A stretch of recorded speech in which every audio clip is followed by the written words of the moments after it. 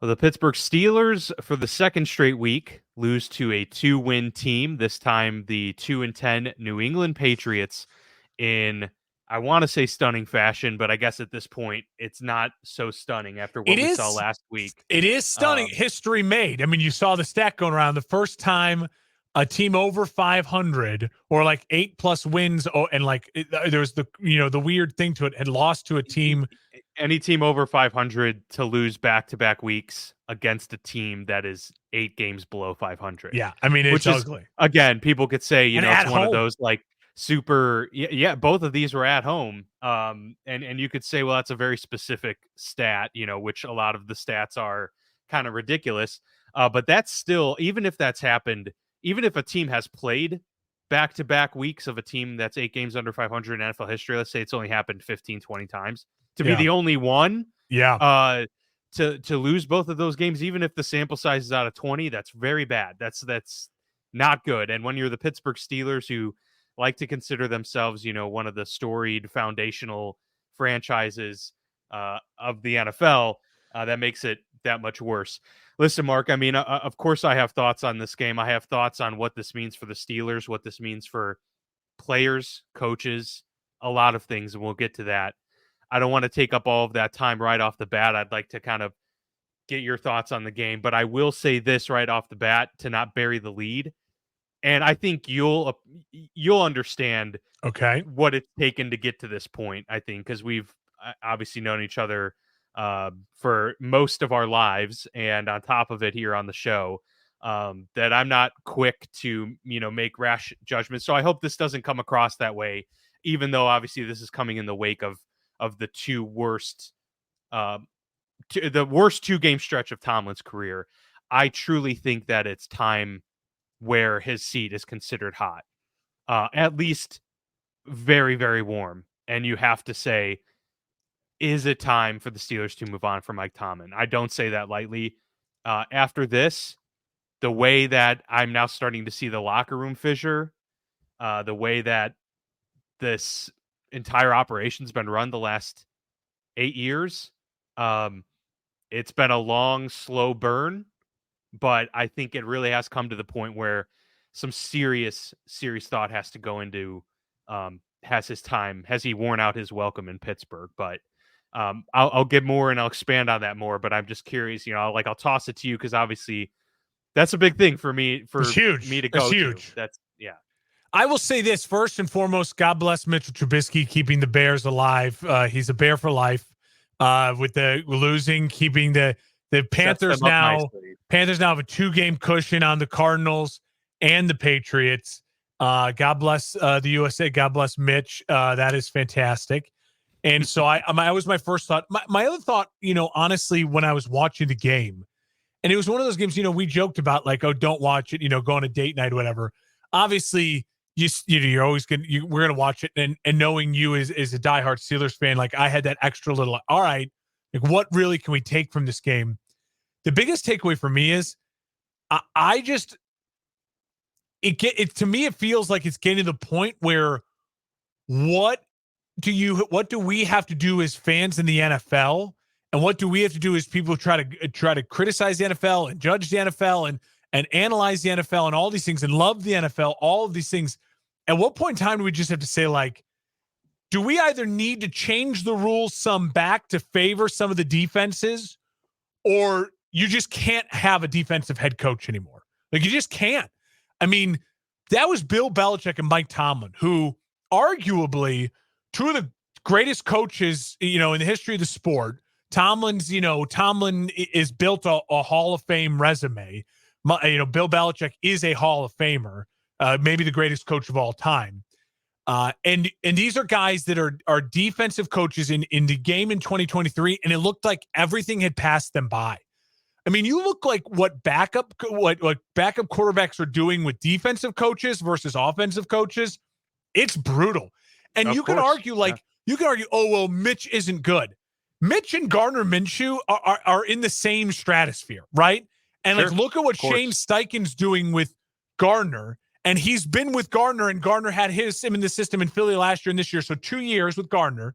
Mitch has been in Tomlin's camp and in Tomlin's system for 2 years with Tomlin. And at times, it just doesn't look like they have a game plan at all. You look at what Bill Belichick's done with his quarterback play. You could argue Mac Jones is a backup and Bailey Zappi the backup. They were inept in the second half of that game, too. Now, the Steelers are a good defense. But, I mean, you look at, like, what Kevin O'Connell did week 1 with Josh Dobbs. You look like what Jake Browning did with Zach Taylor last week. Now that they had a full week of practices, he's going to be your starter and all this stuff. Yeah, he throws for 350 yards and beats the Jags. It's crazy. I mean, like, offensive coaches right now, and there's a lot of bad offensive coaches, don't get me wrong, but it just feels as though even the great defensive coaches in this league right now, after watching that game, it's like, God, this is just – the league feels like it's passed them by. Now, there's going to be people push back, say, what about DeMeco Ryans? What about – yeah, I mean – you need an elite offensive coordinator, I think. If you have your quarterback, like even Sean McDermott and Josh Allen, you can be up there, right? You can be elite. But when it is on you as a coach because you're down, you're injured, like the Colts are a playoff team this morning, and they've had their backup quarterback 90% of the season, and a rookie head coach. I mean, that is something to be said versus two of the greatest coaches in NFL history, stats-wise, Tomlin and Belichick, and it feels like they can't even move the ball. And so if you are a young defensive coach right now in the NFL and your goal is to become a head coach, you have got to show me and ownership and other people like that you have an understanding of offensive football. You prioritize offensive football, even from the defensive side. Like, that was, to me, the biggest takeaway from, like, a really crappy game that really is kind of not meaningful in the long run. Neither of these teams are Super Bowl teams. Steelers are a fringe playoff team. Missing, neither of them have their franchise quarterback right now, whether, Pittsburgh it's because of injury or because Patriots just don't have one. So to me, that's what it felt like. It felt like neither of these teams are just well coached right now. And it's crazy because they are two of the greatest coaches in the NFL. And my final thing, I'll put it back to you, Dan, is at least Belichick has this going for him. No one on the Belichick sideline, and they have Juju Smith-Schuster, who's an ultimate like diva, behaves the way the Pittsburgh Steelers wide receivers behave. You have dudes on your team that like quit, that like have they look like a bunch of high school prima donnas. And I know I feel like an old guy yelling at the clouds right now, but that is, to me, a direct reflection of the coach. And Pittsburgh, a lot like the Chicagos, the Clevelands, Detroit's, that is a hard-nosed, we work for our pennies and we work for our money. And I feel like enough's enough. That is Tomlin's MO. We find great wide receivers and they become divas overnight. That is why I led with the Tomlin situation out of this game. There's a ton of different areas we could go with this game. The problem starting with the quarterback, the bad snaps yet again for like the fourth straight week from your starting center, the defensive mishaps, once again, offensive procedural penalties in December. They can't get. Last week they had about 5 different situations where they couldn't get 11 men on the field. They either had 10 or 12. Several different that is coaching. This is coaching. That's a coaching problem. You can't blame this on Mitch Trubisky. You can't blame this on Kenny Pickett. They are not good. We've already seen that at this point. Maybe Kenny can be good. I still don't know. The jury's out on that. But it doesn't even matter. There aren't things in place for this to go well regardless, because they have the talent on this team. No question about it. You talk about the roster. What could Shane Steichen do with this roster? What could Kyle Shanahan be doing with this roster? You cannot tell me a top that this 5-7 roster in the league. Yeah. Yes. Pittsburgh has a definitely top 7. I mean, top 5, I'd have to really look at it, but like 100% top 10 roster in the league. And when things are overall going fairly well and you've got players acting like divas, that's where I get really pissed. It really upsets me when Chase Claypool, when we're driving down the fourth quarter of a game to win it, is celebrating instead of hustling back to the line so that we can get the snap, right? That happened, a few years ago. Yeah. Those types of situations, Antonio Brown's antics, when the team is good. I understand it a little bit more as the season's gone on, because they're not utilizing their playmakers at all. Like I have empathy for George Pickens a little bit. He's a super talented guy. Now, I'm not making excuses for what, like, you still at the end of the day have to conduct yourself like a professional. You are part of a bigger team. You know, you have to still try and win the game because it's about winning football. That's your job. I still, at the end of the day, I understand being a young guy with that much talent and seeing the ineptitude of an entire coaching staff, even after they fire Matt Canada. Yeah, I can understand how maybe the frustration for a lesser, we can't expect everybody to be like us or to be like, the ultimate Larry Fitzgerald professional in the league. So I understand there's different, but that's the thing, is like, it all does come back to coaching at the end of the day. And that's why we're at the point where I personally think that it's quite possible that it's just time to move on for those reasons and those reasons alone. Not to say the man still can't coach. Yeah. Tomlin could get fired going into next year and get a job with the Bears or the Commanders or something, and to have bring success. stability and bring like, hey, I'm an adult in the room. We're going to go from a dumpster fire to a stable organization, because Tomlin 100% I think could do that to most of the dumpster fire teams in the league. 100%. Yeah. And even if he has amazing success like Andy Reid has with Kansas City, that still doesn't mean that it was going to go that way with Pittsburgh. It might just be that it's run its course. And that's why Andy Reid, leaving Philadelphia, getting fired. He's like, I think this is the best comparison because Andy Reid is a bona fide Hall of Famer, and so is Mike Tomlin. Yeah. Andy Reid's better than Mike Tomlin, but they fired him after, albeit a down season, a 4-win season, I believe. So it's not quite what Tomlin's experiencing right now, but 1 4-win season after, multiple trips to the Super Bowl. The Philadelphia Eagles just said, I think it's time. I think it's time we just move off of Andy Reid.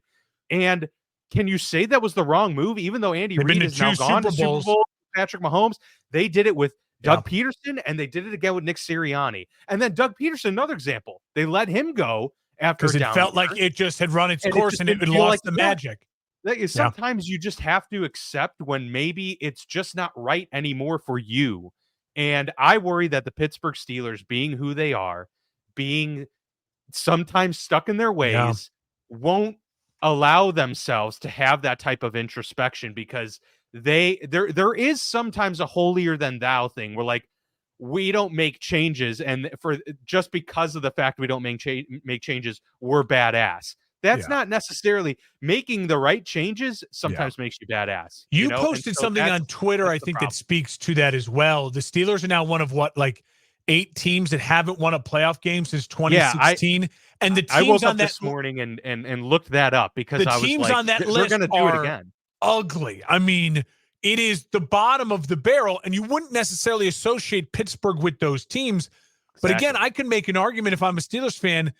Yes, we've been to the playoffs, and yes, Tomlin is kept us relevant, but we have not had any legitimate success in the better half of now almost a decade. Like, you're talking about 8 years. Yep. And so I think that's another fair criticism. And I think you're 100% right. The Andy Reid thing, that didn't really hit me, but it feels almost mirror similarities. Like, Tomlin won a Super Bowl, Andy went to more, but you had this feeling of like, it just feels like, you know what, it's not right. And if Tomlin goes on, Tomlin in a Washington, in a New Orleans, in a Chicago, in a place that like just needs like an adult in the room, Vegas, a complete stability, like, you know what I mean? The Panthers, where he can look David Tepper in the eye and be like, shut the fuck up.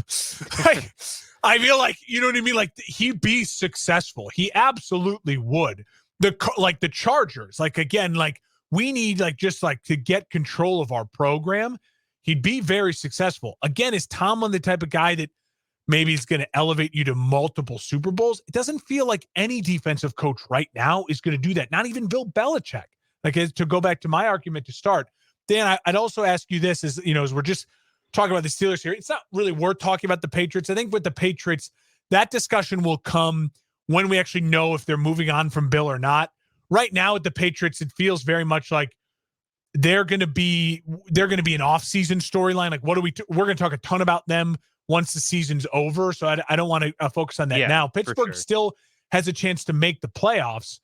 And it's starting to feel like a little bit, Dan, honestly, Pittsburgh and New Orleans Saints fans should feel the same.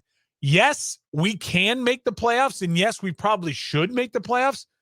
But for the long-term health of your organization, maybe the best thing is not to make the playoffs. Like, both of these teams right now feel like they just need complete and utter, full, take the cartridge out, blow on it, resets. You know what I mean? Like, pull the plug on the computer. You know, just refreshing isn't going to work. Just rip it out and, turn the phone off for 10 minutes and let it cool off. And it's crazy with Mike Tomlin that we're at that point, especially a week and a half ago. They were 7-4, and it was like, hey, Tomlin's doing a pretty good job here. You know what I mean? He fired his offensive coordinator, and you're you know what I mean? You're kind of coaching your butt off to get this. We were talking about him potentially being coach of the year a month ago. Well, it's crazy. And how the turntables, to quote Michael Scott, And again, but that's how bad these losses are. These were guaranteed wins. And not only and what's bad about it is when you have wins like this that are in front of you on your schedule, and you lose them in the ways they lost them, you should win these games no matter who's your quarterback. These are bad teams you're playing right now. And you're the flipping Pittsburgh Steelers, and you're at home. I mean, Bailey Zappi won. Yeah, it's like that. That's just unacceptable. It really is. And I just think Pittsburgh's one of those teams right now that if they made monumental moves, if Pittsburgh called the Chicago Bears and said, "We fired Mike Tomlin, we're hiring Eric Bieniemy, and we want Caleb Williams. We'll give you the next 2 first-round picks." They could do it because they have so much talent on the rest of that roster. They could give up a Minkah Fitzpatrick and multiple firsts to the Bears and still have one of the most talented rosters in the league. And it just all of a sudden would feel like, oh my God, you have those weapons, Freiermuth, George Pickens, you know what I mean? And now you get a Caleb Williams in there with an offensive coach and that defense with Watt still in his prime. Like, all of a sudden, Pittsburgh on the drop of a dime could go from to, oh my God, they are an absolute legit contender in the AFC, overnight. And they're one of the few teams in the NFL that feels like with simple moves like that could legitimately go from low ceiling to no, Super Bowl, legitimate Super Bowl aspirations. And with a quarterback on a rookie deal, you can keep paying all these stars that are around Pittsburgh. I just don't know if they're an organization that would do that. No, I don't think so either. I mean, to their credit, they finally fired a coach mid-season, for the first time. Yeah. So maybe there is a sign of them, coming to terms with the situation that they find themselves in. It's just, and to be clear about this, I'm not necessarily even saying that I want Mike Tomlin gone. Yeah, I just think the conversation needs to be had. Yeah, I think there needs to be some sort of accountability, because I feel for too long that they've always felt safe and there's no sense of urgency, at least from the fan base's perspective, in a lot of his answers at the press conference. And I know you have to keep things close to the vest. You can't, Tomlin never wants to show a sign of panic. They always pride themselves on being, even keeled. Sometimes it pays to show that you understand the circumstances and the situation you're in by showing a little bit of human element to it and expressing, no, there's urgency here. There is absolute urgency needed. An answer like this too shall pass and we'll be fine. And, he said in his post-game press conference, we'll be this is who we are. Yeah. We rise to this occasion. It's like, is this who you are? What you are is a team that hasn't won a playoff game in 7 years. Yeah. You're the Pittsburgh Steelers. You say the standard is the standard. What is the standard? What is it anymore? The standard is winning as many playoff games as the Chicago Bears in the last 7 years. Exactly. I mean, the list is the Cardinals, Falcons, Panthers, Bears, Broncos, Lions, Raiders, Dolphins, and Commanders. Those are the teams, along with Pittsburgh, that haven't won a playoff game since 2016. Not a list. It's bad. And I just feel like they're one of the few teams that never shows outwardly that they're hurting, and in a way that's a good thing, but in another way it's not, because it makes people wonder, are they realistic about what their situation is? Do they know truly what they're dealing with, or do they just really feel like, and it's fine, part of it we're is still 7-6, you know? Part of it is they're a giant cash cow. You know what I mean? Like the Steelers are such a giant brand behind the Packers. Like the Steelers might be the largest national brand. I mean, they fill up stadiums all across the country. Cowboys, but Cowboys, Packers, Steelers, Raiders. I mean, they're everywhere. I mean, they're a giant, giant brand. You just keep making those terrible towels. They keep buying them. So it's a little bit, I think, like that. But the reason why I would push, if I was inside the Steelers organization, I had any sway, or I was a diehard about a quick and easy, fast reset, is because I think that's what Pittsburgh could get behind and say, hey, we made two swift, quick decisions. We moved off of a guy. We moved on to a guy really quickly who's a coveted offensive coach, and Eric Bieniemy.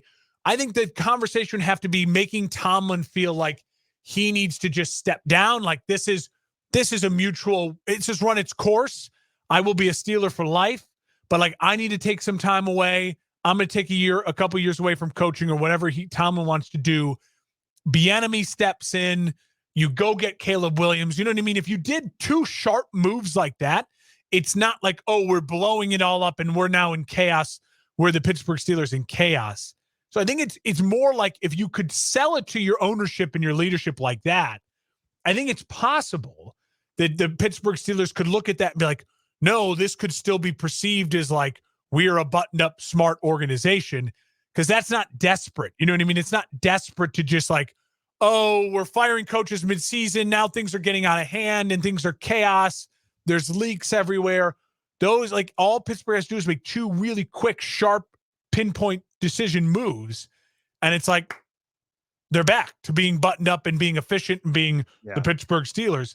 But you're right. I just don't know if it's going to happen. Part of it is, I think you don't move on from Tomlin and keep Pickett, right? Like, I mean, that's a disaster. You don't get Pickett another head coach because he's not talented enough. What do you do with him, though? I mean, maybe he's a backup, but like, you're gonna trade him? Like, who? You know what I mean? Yeah, he's on a rookie scale. I think you write it off. You try to trade him for a 6th rounder to, someone who will look at him as like a young projected backup to like sit behind someone just in case they get injured. You know what I mean? Like he could find a way to Denver, you know what I mean? Or somewhere it's like, all right, I'm going to go back him up, find his way to, the Chargers. Oh, I'm going to sit behind Herbert for 2 years. And in case he misses a game, we have a guy, like there's room, there's places for that. Like Mitch ending up in Buffalo right after you move down from Mitch. Like, I think there's places for him to go. But I think, like, to me, that's what I would be afraid of as I'm a Steelers fan. Like, oh, no. If we're moving on from Tomlin, I want sharp, quick, decisions on Kenny and the other things to like completely change the faces and say, hey, we gave you 2 years post Big Ben. And last year was really rough. And then you went on a win streak and it kind of saved your jobs. And then this year kind of was just so ugly and messy. And it's becoming now really gross here down the stretch that we want to move on. Kenny's not the guy. Let's make positive moves on from both of them and just go forward. Aside from the, problematic penalties, did you watch the full game? Did you watch the ending of it? Okay. Oh yeah. The 4th and 1 go route. Yeah, the 4th and 2. Yeah. 4th and 2. Yeah. They had 4th and 2 twice. Once was in the red zone. And the one was Mitch pass shoveled it to Jalen Warren. Yeah. And it was an awful play. I mean, and look, I knew this. Like, I knew getting rid of Matt Canada was just a step, that the offense wasn't going to be fixed. So this doesn't surprise me that the offense is, had one good game when it bounced back and then has since reverted back.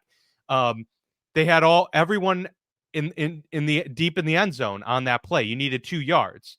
So there wasn't even room for a play to be made. Then the biggest problem. So there were two. The play calling situation here, but Tomlin's game management, which has been bad I've had issues with it since he became the coach. Like, that is something that he has really not improved at. He's just not good at managing his timeouts and managing the game. But the end of the game there, you have a 3rd and 2, right? Right before the 2-minute warning. They go empty. And I tweeted this out in the moment. I was like, they're going empty on 3rd and 2 when they have a 2-minute warning. You run the ball. If you don't get the first down, you then have the 2-minute warning to discuss your 4th down play. Yep. But instead, they throw an incomplete pass. So now they have to go with their 4th down play before the 2-minute warning. And their 4th down play is a go route to Deontay Johnson, about a 10% probability. Especially with Mitch. It's not even with your more accurate quarterback of Kenny. Yeah. And I'll say this, that's too, Dan, what surprised me during the game, and again, this is on Tomlin, I would imagine him to make this decision. You fire Matt Canada, great. But now your offensive coordinator is the younger guy, but he's not even calling the plays. It's an older guy who they went with him to call plays because the last time he called plays was like he has experience doing it, but it was like 2017. Yeah. So, but he was the quarterback coach and he had experience. He had a relationship with the quarterback. You don't even give it to one guy and just say, all right, let's see what you got. Like, at least give the younger guy who you named the offensive coordinator the chance. But again, that's Tomlin's conservativeness. Like, well, he has the experience, so we're going to go with him. But we're going to give it to you because you're the younger guy and you're the next in line. It's just to me, that's not only is that a fault on the people who've taken over for Matt Canada directly, but that falls on Tomlin 100%. That you've created this staggered, weird structure now, even of like, wait a minute, he's my OC, but he's calling the plays. And oh, goody, the last time he called plays was for like the Giants in 2017. Oh yeah, those great Giants teams of 2017. Yeah, they were electric on offense. So I'm with you, Dan. And again, all of that falls on Mike. It all falls on Mike. It's the hardest place to be because there's no clear direction, right? Like, some teams, it's so obvious, like, we just got to blow it up and start from scratch. That's easy to, like, it's easy to come to those determinations. It's easy to say, oh, we just need a new head coach. This is hard. It's hard to determine exactly what the right fix is here. But at a bare minimum, Tomlin needs to alleviate a lot of his staff or shuffle roles around and bring in some top-notch shoes, because not only do they have the cheapest staff in the league, they have the smallest staff, Mark. He only has 9 other coaches. Tomlin has had his whole career the smallest staff. Maybe, Mike, because he always talks about looking for, being open to changes and changing things. Maybe this is the change that's needed, is you need more guys on your staff. You need more people in your ear. You need to be able to rely on others and delegate more, instead of feeling like you have to be the guy that dictates everything. Because it really does seem like he's not comfortable giving 100% autonomy to a play caller or to a defensive guy.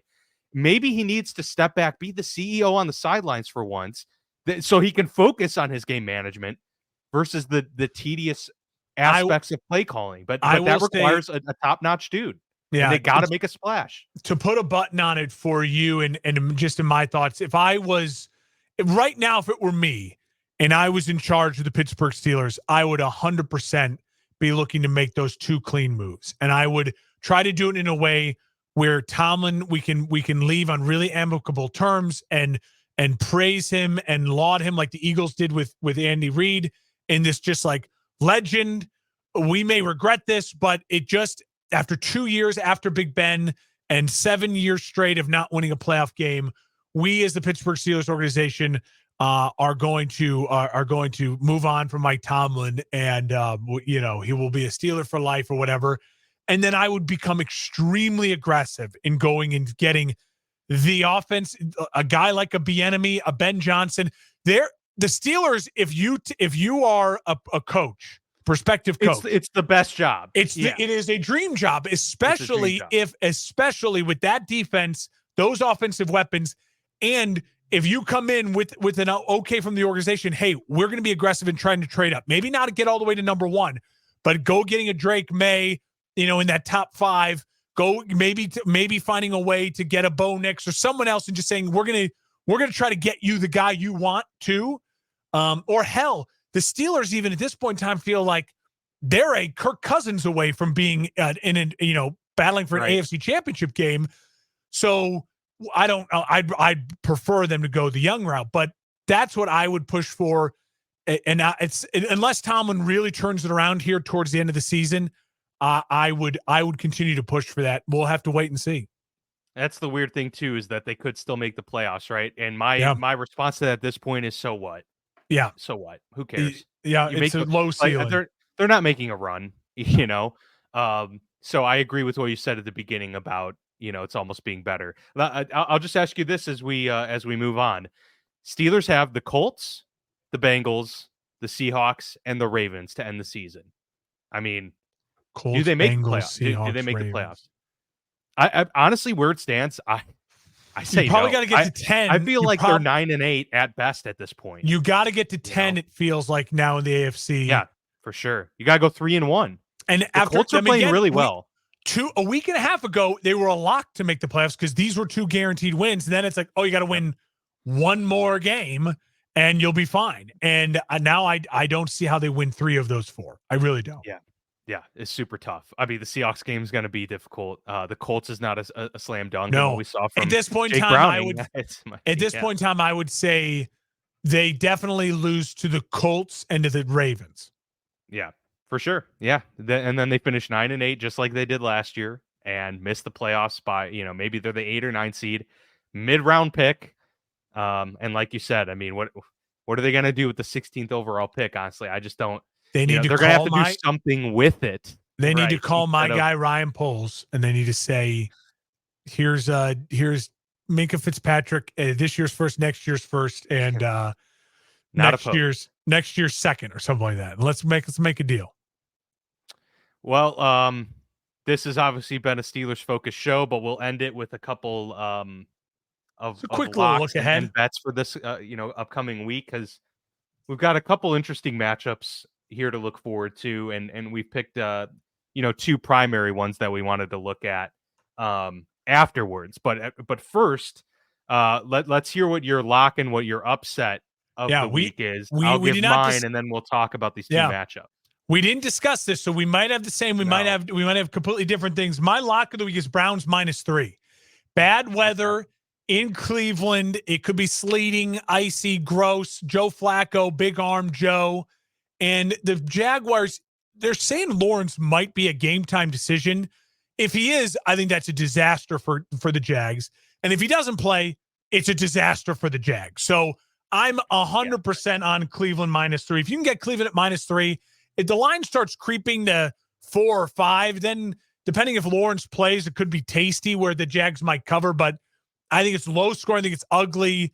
And no matter what, I mean, the Jags weren't going to beat the Bengals, it felt like, even if Trevor Lawrence didn't get injured. So they're reeling right now. They don't have Christian Kirk. It's going to be a disaster weather game. And so I think this just screams Browns -3 is my lock with Joe Flacco.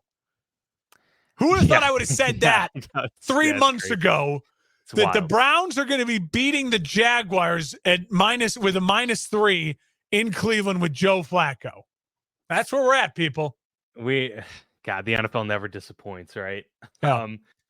I was very close to picking Houston -3.5 at the Jets. Okay. I felt really good about that, but I pivoted. And this is probably what a lot of people consider the closest matchup potentially of the weekend slate. I feel very confident that Kansas City at home is going to not only take care of business, the spread is barely a money line. It's -1. -1, yeah. How is Kansas City only favored by 1? I wonder if something's going on. Because they can't complete a ball beyond 20 yards, Dan. That's probably why. The Bills are just bad. No. And they match up well against the Bills. At home, they're coming off of a really pretty ugly embarrassing loss.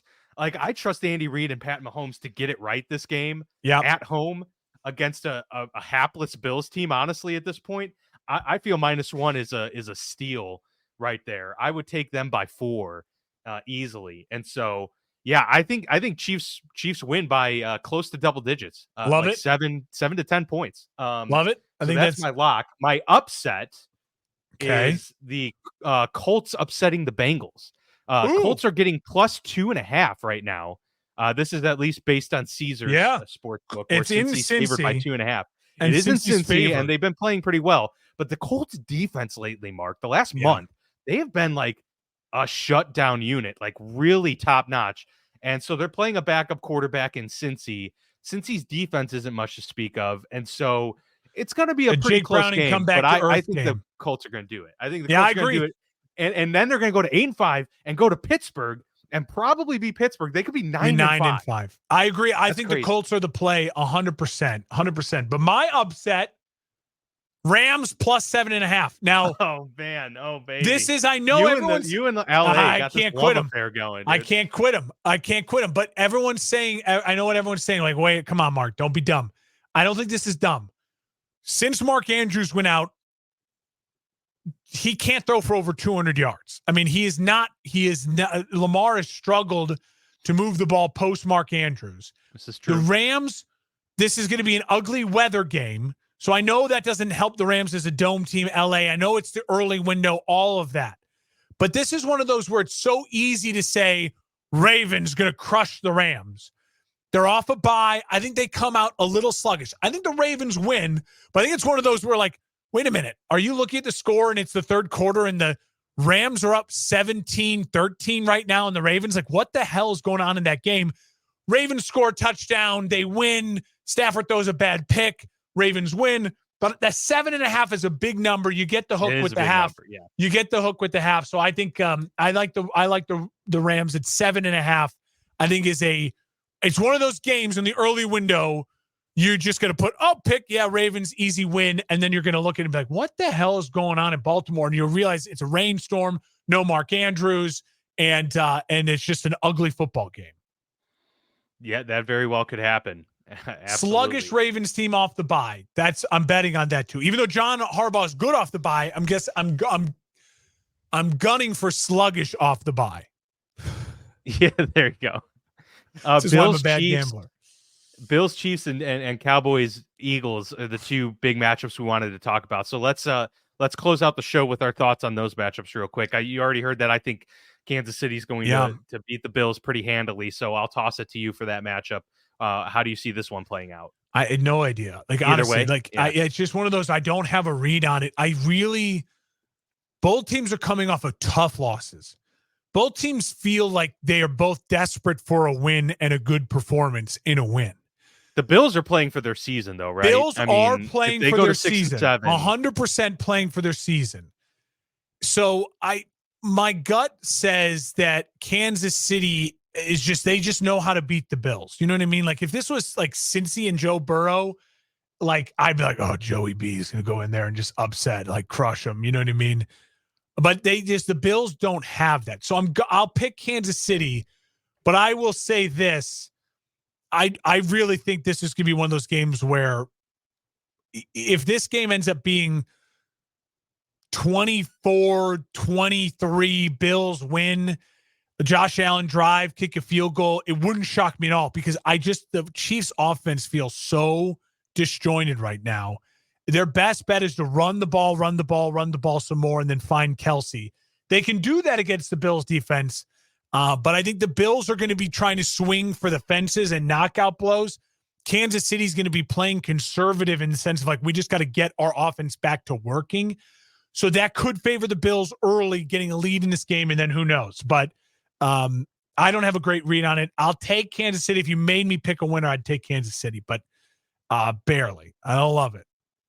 It should be a good game nonetheless. And now it seems that the weather is going to be normal, so there shouldn't be any like major surprises. So both teams will be going in kind of with an even slate there. The Eagles on the road at the Cowboys. Dallas is favored by 3.5 points in this game. I personally take the Eagles to win it. And so, again, a similar story with the Eagles and the Chiefs, both, coming into this game hungry to, prove that they're not what they showed last week. Yep. The Eagles had a tough loss to another, team contending for that 1 seed, being the San Francisco 49ers. Now the Dallas Cowboys, you're in their house, and if they beat you, then they're, ahead of you in the seeding. So this is big for the Eagles in many ways, and I just see them responding well to this matchup, this adversity. again, we haven't seen the Cowboys beat a good team this year. And we've seen the Eagles go toe-to-toe. Now, obviously, they got wrecked last week. But we've seen them beat good teams and go toe-to-toe with some of the best. And so I think the Eagles kind of get right in this one. They're also 5-1 on the road. How about that?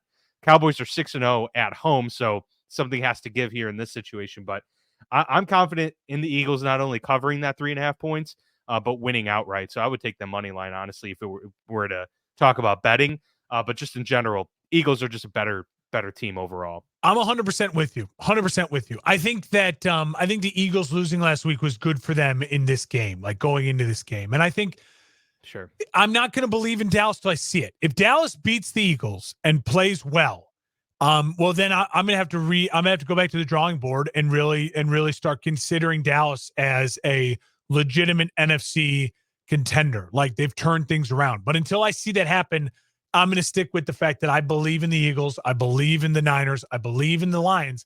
Don't believe in the Cowboys yet.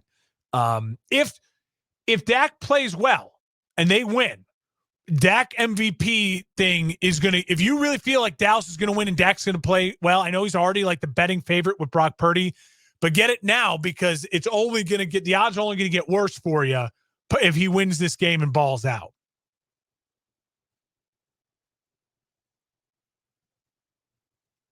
Yeah, absolutely. No, I'm in total agreement with you there on that one. So yeah, this is a put up or shut up time for the Dallas Cowboys to prove that they have what it takes to go toe to toe with not only the best in the league, but the best in their own division in this one, and show that they can make a playoff run this year. So that'll do it for our essential recap on Thursday Night Football, if you will. Really upset I didn't get to see Sticks performing. That was probably the highlight of the game, and they didn't show it on TV. So yeah, what the heck, man?